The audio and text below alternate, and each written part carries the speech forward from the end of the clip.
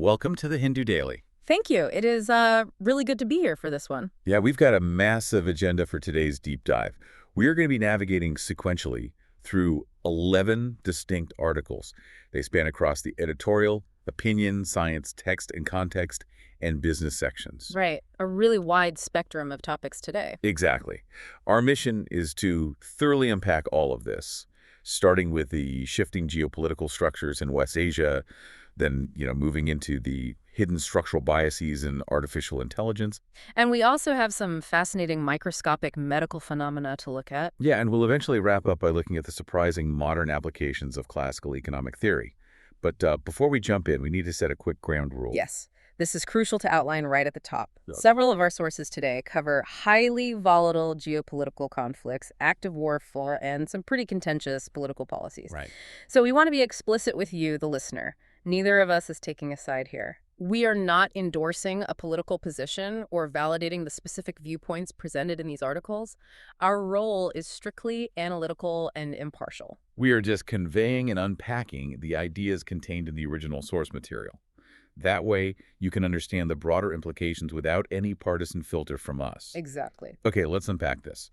We are starting with our first piece from the editorial section, which is a really critical assessment of the current joint U.S. and Israel military campaign against Iran. Right, and the primary argument here is that the conventional narratives about why this war is happening are, well, fundamental inaccurate. Yeah, the source says this is not a response to an imminent physical threat to the U.S. It's not a preemptive strike.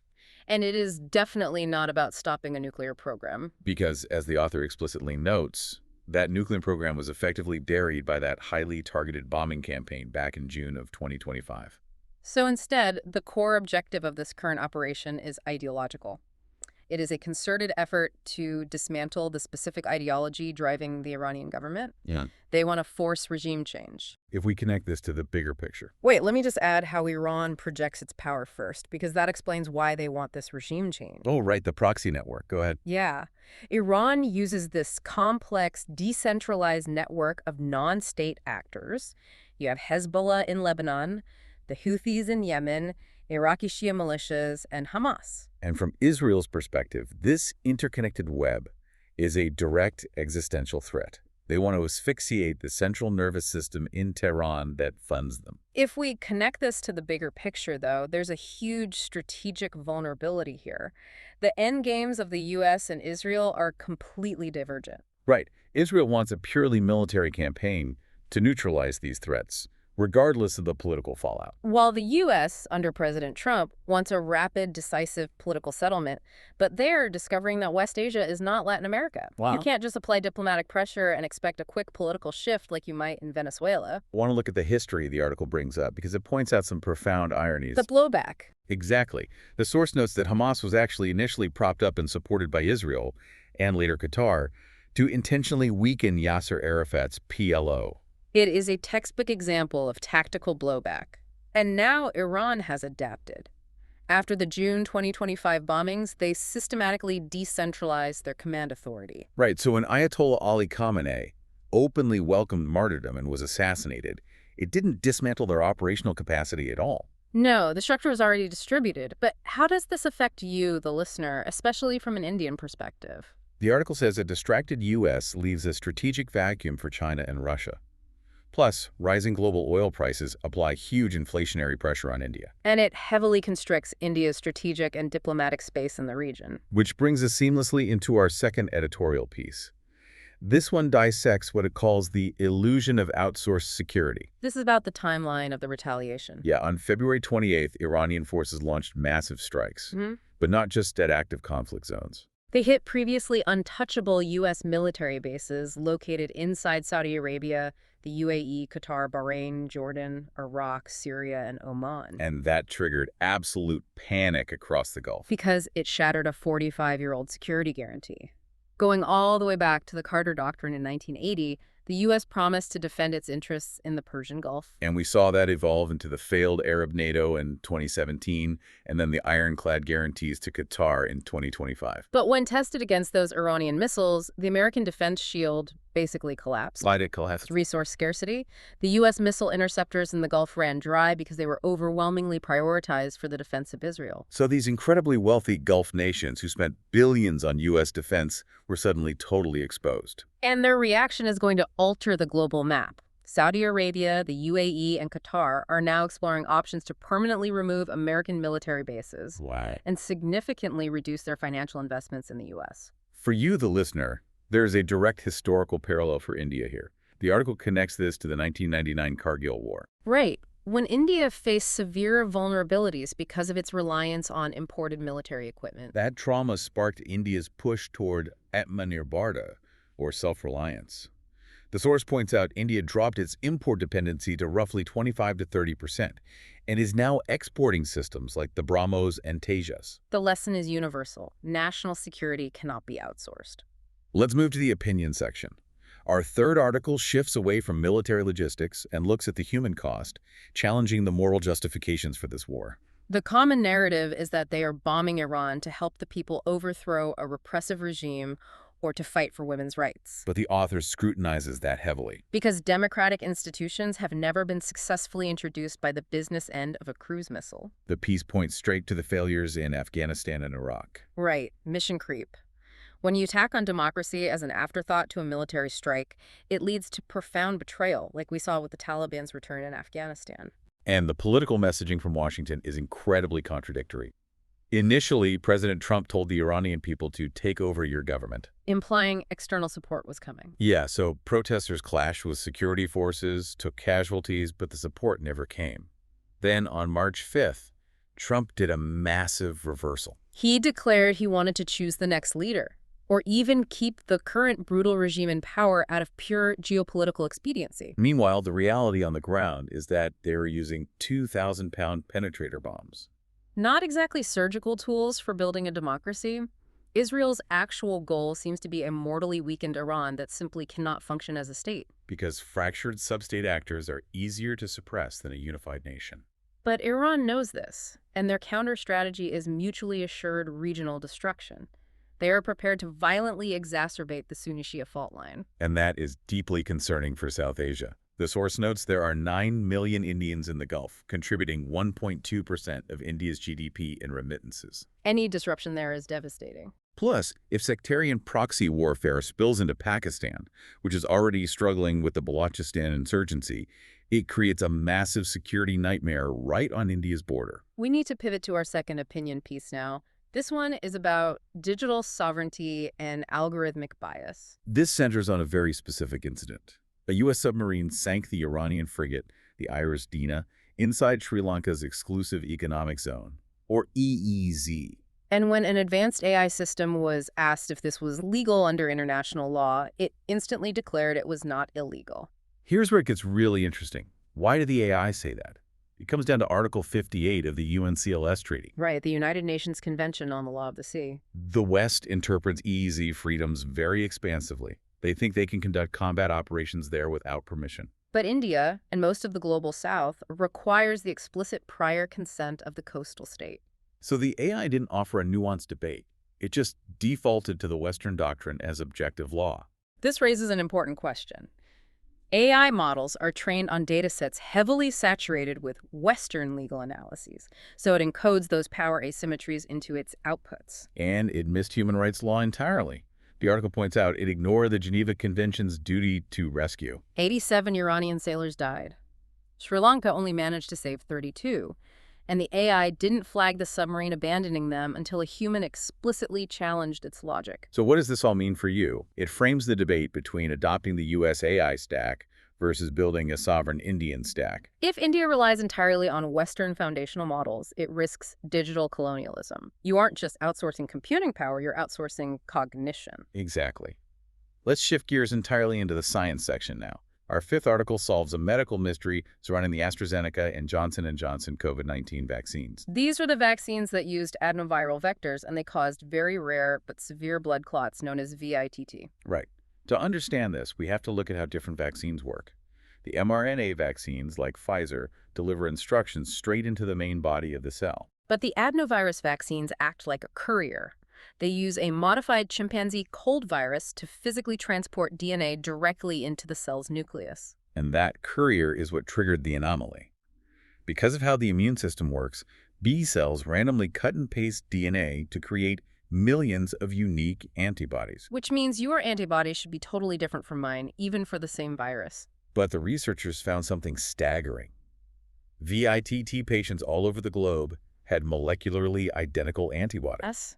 They shared the exact same gene variants, IGLV321*02 or *03, and the exact same single mutation. Why did that happen? It comes down to protein sex, which is on the surface of the adenovirus courier. Through a terrible coincidence, it looks incredibly similar to a human protein called PF4. And PF4 regulates blood clots. Right, so these mutated antibodies mistook the body's own PF4 for the viral protein. They violently attacked it, triggering an uncontrolled cascade of clotting. It is so important to reassure the listener here that the article emphasizes this is incredibly rare, roughly 3 to 10 cases per million. And now that we have a clear molecular explanation, future adenoviral vaccines can be engineered to mask that specific protein. It lifts the shadow over the technology entirely. Let's stay in the science section, but move from the bloodstream to the forest canopy. Our 6th article is about measuring corona. These are ultraviolet glows on trees, caused by electricity flowing through them during thunderstorms. Scientists predicted this a century ago. What's fascinating here is how they finally measured it. They used the Corona Observing Telescope System, or COTES, in North Carolina. Because normally you'd be blinded by sunlight or the ambient light of the storm, the COTES filters for a very specific ultraviolet band. And the visual data is amazing. The glow isn't static. It hops sporadically from leaf to leaf. A single discharge emits 100 billion photons. Which is equal to about 1 microampere of current. Which sounds tiny, but you have to picture the whole forest. Millions of leaves firing simultaneously. It sums up to a massive flow of electricity between the Earth and the atmosphere. And it is not just a light show. These glows physically alter the air quality. Yeah, they create the hydroxyl radical OH-, which acts as a chemical detergent for the air, stripping away greenhouse gases. It also causes tiny, permanent structural burns on the tips of the leaves. Moving into the text and context section, Article 7 grounds us back in Indian domestic affairs. Specifically, a major intervention by the judiciary into the electoral process. Right. On February 20th, 2026, the Supreme Court used Article 142 to deploy judicial officers from West Bengal, Odisha, and Jharkhand. Their mandate was to adjudicate nearly 60 lakh pending electoral roll cases in West Bengal. The Election Commission said West Bengal didn't provide the necessary Group A officers for the special intensive revision. So the EC had to use lower-ranking micro-observers and clerical staff. The state disputed this and legally objected, which stalled everything. This connects to a massive structural flaw debated way back in the Constituent Assembly. Yeah, R.K. Sidhwa argued against Dr. B.R. Ambedkar on this exact issue. Ambedkar didn't want a permanent election bureaucracy to save money, but Sidhwa warned that if the EC borrows staff from the states, those personnel might follow secret executive instructions from their permanent bosses. Because their promotions and salaries rely on the state government. Exactly, rather than ensuring fair elections for the EC. So what does this all mean? The integrity of the final roll, which is 7.04 crore electors, is the absolute bedrock of democracy. This episode highlights an urgent institutional question. Does the EC finally need its own fully funded, permanent machinery? Let's stay in text and context. Article 8 looks at urban infrastructure, specifically the Musi Riverfront transformation in Hyderabad. The Telangana government wants to turn this 55-kilometer seasonal river, which is often just an open sewer, into a perennial riverfront. The scope is massive. They want to channel Godavari river water from 72 kilometers away just to keep it flowing.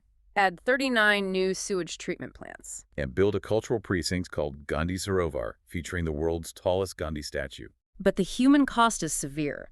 The Musi Jan Andolan Coalition is actively protesting forced evictions of slum residents. The residents argue they are being treated as physical obstructions, not partners in rejuvenating their own neighborhoods. The project has in-principle funding from the Asian Development Bank, but it's even facing backlash from the wealthy. Right. Affluent gated communities are protesting because their properties are listed for acquisition for the Gandhi statue. It's a classic urban dilemma. How do you balance desperately needed environmental rejuvenation with the rights and livelihoods of the people displaced by it? which leads us to our final text and context piece, Article 9. This elevates the discussion to the philosophy of human agency, exploring Amartya Sen's capabilities approach. Sen argues that development is not just about GDP. It is about expanding human freedoms and giving people the capability to lead lives they actually value. And he differs from Martha Nussbaum here. Nussbaum wanted a paternalistic, universal list of capabilities guaranteed by the state. But Sen refuses to create a list. He prefers societies to democratically debate their own freedoms. He uses the concepts of niti and nyaya. Niti being the formal institutions and laws, and nyaya being the realized justice in people's daily lives. Yes, and we are facing a modern crisis with this. We live in an era of post-truth politics, algorithmic bias, and plutocratic populism, where corporate market interests merge with state power. Critical thinking is actively eroding. Education is being reduced merely to employability rather than nurturing human agency and civic participation. The challenge for the listener is this. If development is just economic growth and alternative facts replace research, how can individuals be active agents? You just become a passive recipient of policy. That transitions us perfectly into the business section. Article 10 connects Sen's ideas to Adam Smith. Okay, let's unpack this. Yeah. Because the Wealth of Nations turns 250 years old on March 9, 1776. And Adam Smith is universally hailed as the father of pure capitalism. But his actual writings sound incredibly progressive today. He railed against corporate monopolies and extreme affluence. He even said it's not unreasonable that the rich contribute to the public expense something more than in that proportion. That sounds exactly like AOC or Bernie Sanders arguing for a wealth tax. What's fascinating here is that the famous invisible hand metaphor, he only mentions it once in the entire 1,000-page book. Just once. Scholars like Joseph Stiglitz and Pratap Bhanu Mehta point out his real critique was against powerful lobbies and special interests capturing the state. He was a moral philosopher. He wanted to eradicate state capture so a truly free market could function equitably. You could also draw parallels between the mercantilist empires he denounced and President Trump's America First trade tactics. Smith was pro-free trade. He only accepted tariffs temporarily for national security or to combat unfair trade terms. So the next time you hear a politician use Adam Smith to justify pure selfishness, remember that he called pure selfishness the vile maxim of the masters of mankind. Let's move to our final business article, applying economic theory to modern Indian industry, specifically India's railway exports. Or lack thereof. It's a massive paradox. India manufactures almost every type of railway rolling stock domestically. Freight locomotives, passenger coaches, advanced metro cars. But their presence in the global export market is effectively zero. Why? Because the global South Asia, Africa, Latin America has rapidly expanding rail networks. And Indian trains are built for dust, extreme temperatures, and constant overloading. They are perfect for those operational constraints. It's not about the engineering. It is about certification and service. Purchasing a train is a 30-year infrastructure partnership. Indian manufacturers have to align with global safety standards, like European crashworthiness norms. But the biggest hurdle is psychological. They need to shift from a manufacturing mindset to a service mindset. They are selling long-term availability, not just hardware. The article suggests establishing industrial design units to improve aesthetics and passenger comfort. And offering complete turnkey mobility solutions, financing, digital predictive monitoring, and training for local operators. Using it as an instrument of economic diplomacy. If approached systematically, this could become India's next signature global export. Matching the massive success of IT services and pharmaceuticals. Well, we've covered a tremendous amount of ground today. Yes, from outsourced security to biased AI to industrial capabilities. If human agency is the true measure of development, as Amartya Sen argues, then what happens when we outsource our military security, rely on geopolitically biased AI to do our thinking, or fail to assert our own industrial designs on the world stage? Do we lose our agency to shape the future? Thank you for listening. If you want to provide suggestions, please contact on the Twitter handle given the episode description. As always, we are eager to hear what our listeners want to be informed about. We wish you a great day.